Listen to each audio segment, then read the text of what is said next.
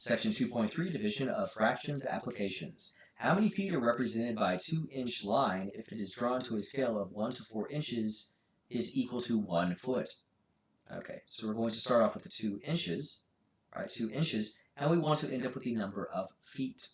Okay, so if we're going from inches to feet, we're going to have to divide by 1/4. And that's what looks weird here. Now that's the same as saying 2/1 divided over 1/4. By the way, you can just type this into your calculator, and it will spit out the answer quite nicely. Yeah.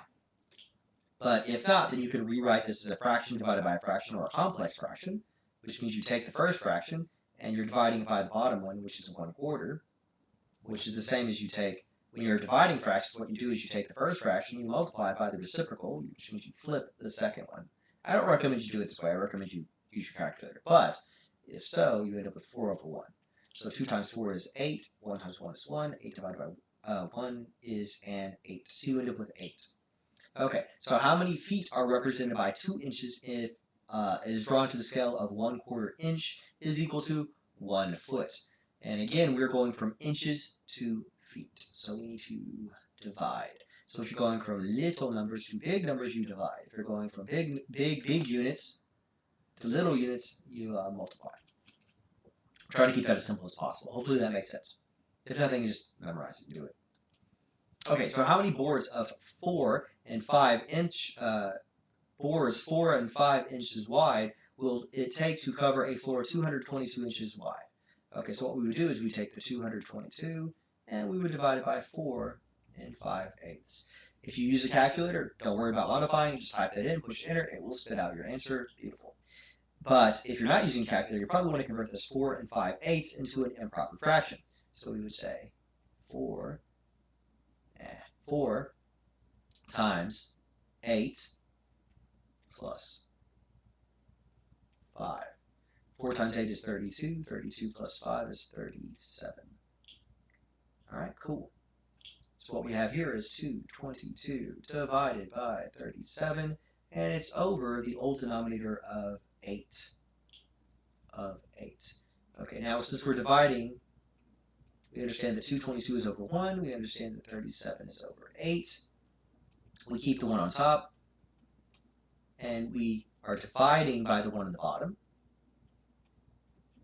And if you're dividing a fraction by a fraction, that's the same as the first fraction multiplied by the reciprocal of the second fraction. The reciprocal just means you flip the numerator and the denominator, right? It's upside down. Okay? There you go. And we just multiply this through. So we say 222 times 8 gives me 1,776, and we keep the 37. All right, so then we divide.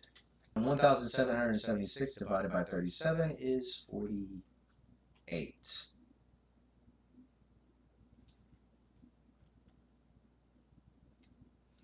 Okay, so let's move on to the next one. So it says, how many boards wide will it take to cover a floor 222 inches wide? And the answer to that is 48. That's without any waste or without any mistakes, though. So you probably want to have 10-20% extra just in case, though. That's not what the problem's asking. They want to know the exact answer.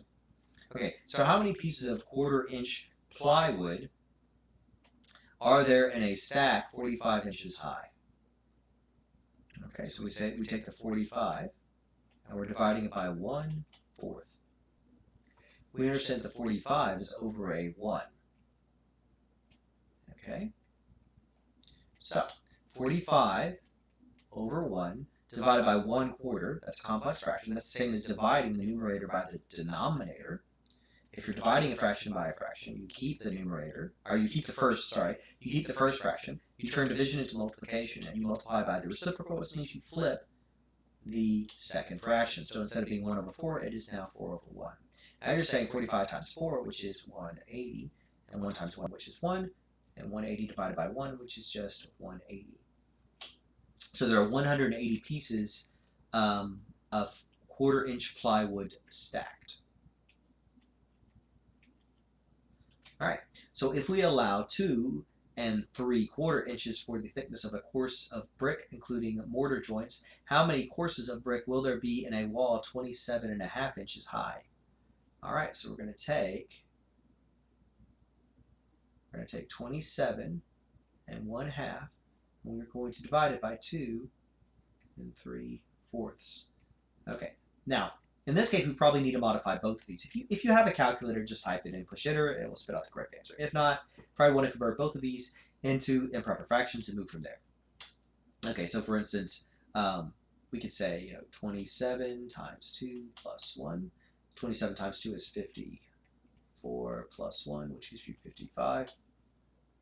The other one is 2 times 4 plus 3. 2 times 4 is 8. 8 plus 3 is 11. So and you put them back over the old denominators. Don't want to forget that. Put that over a 2, and put that over a 4.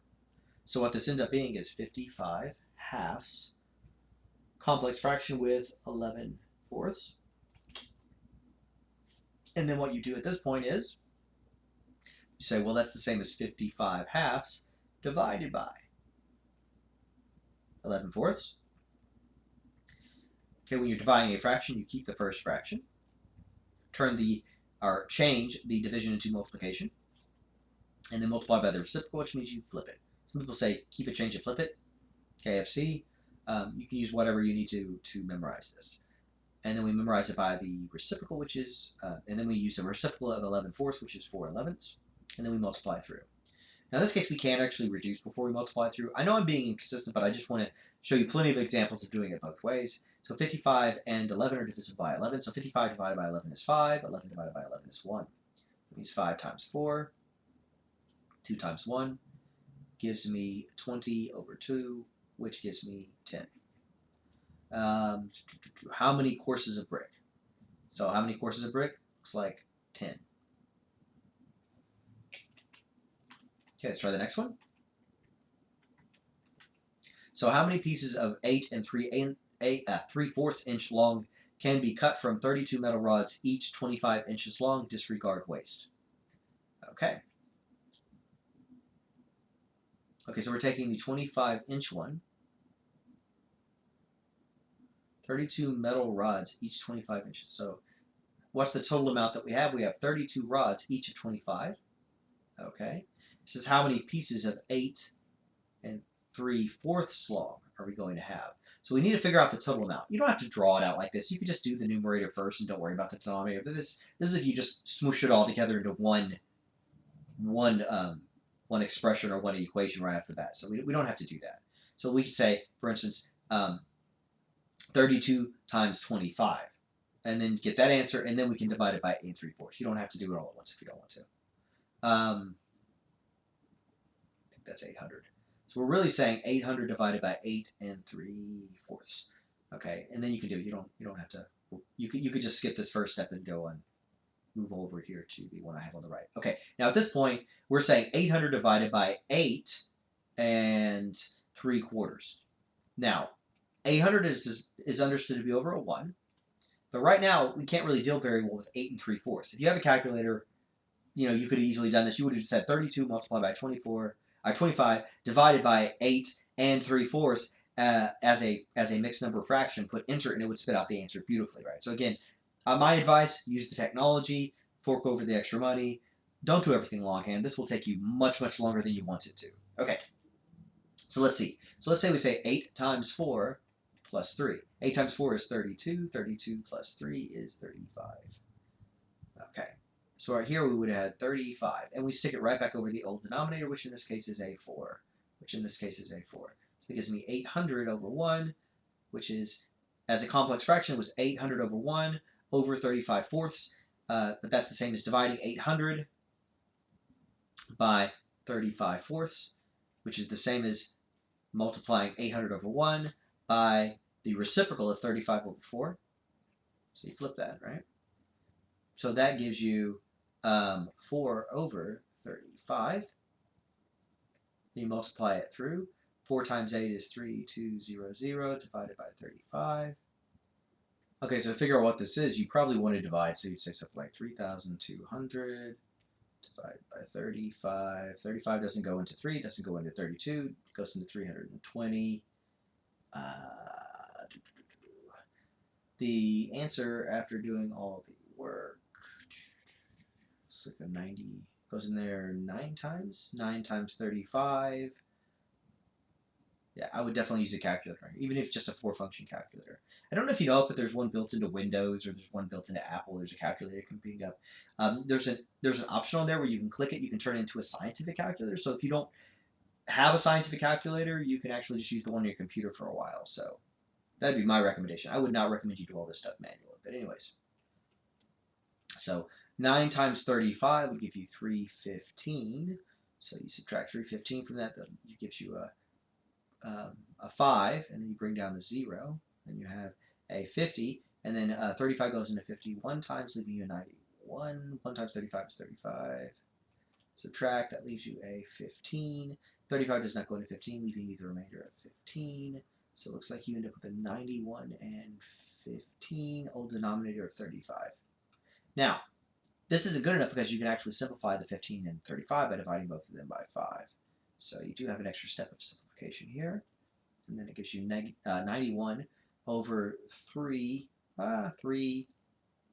sevenths. So it looks like 93 and 3/7.